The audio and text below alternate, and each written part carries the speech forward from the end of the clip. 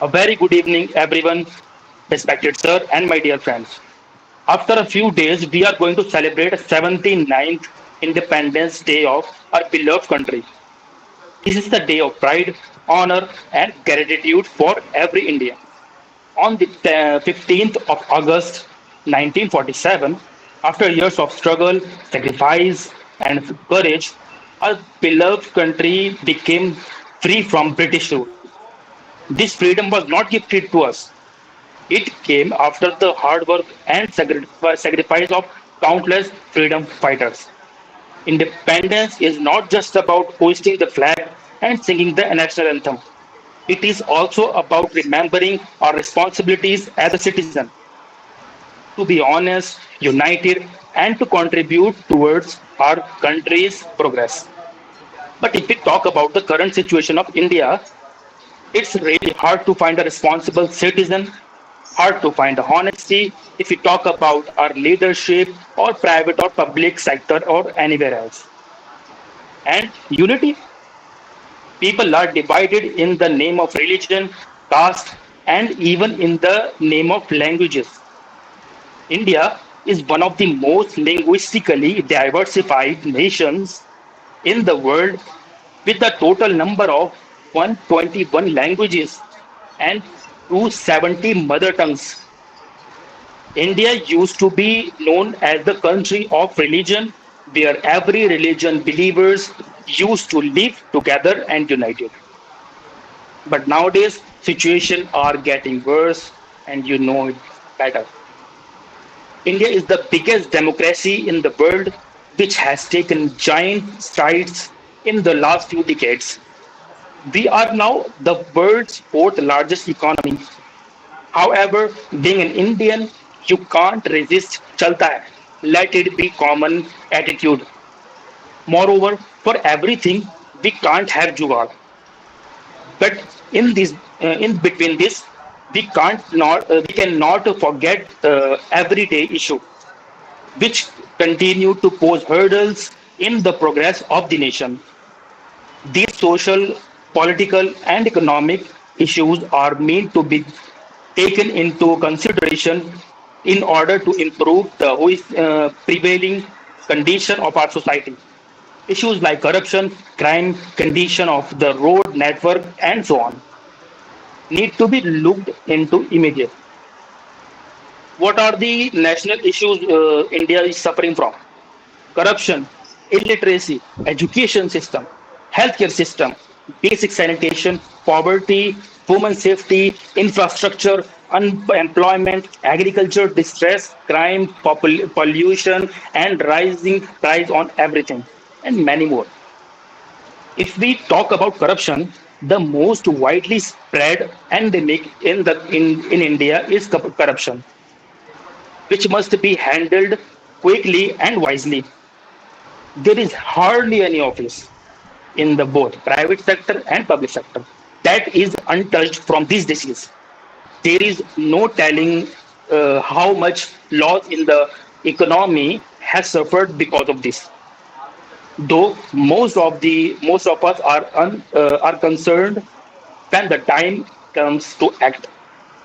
With the people of India should not be found lacking. Hope you recently heard the news of that Rahul Gandhi exposed the Election Commission of India with 1 lakh of fake voters in just one constituency.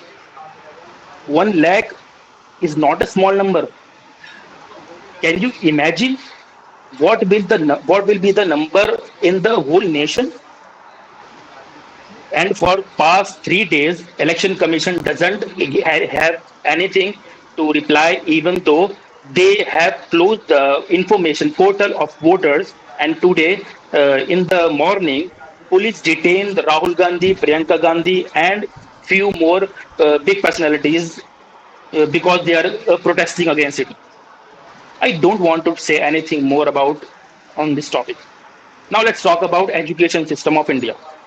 After the NEET examination scam, now there is another scam of education for 3 lakh crores in the name of SSC exam. Few students got the examination center on Pakistan and even Andaman Nicobar. Like seriously? And police detained our teachers who spoke against this scam and who protested against it.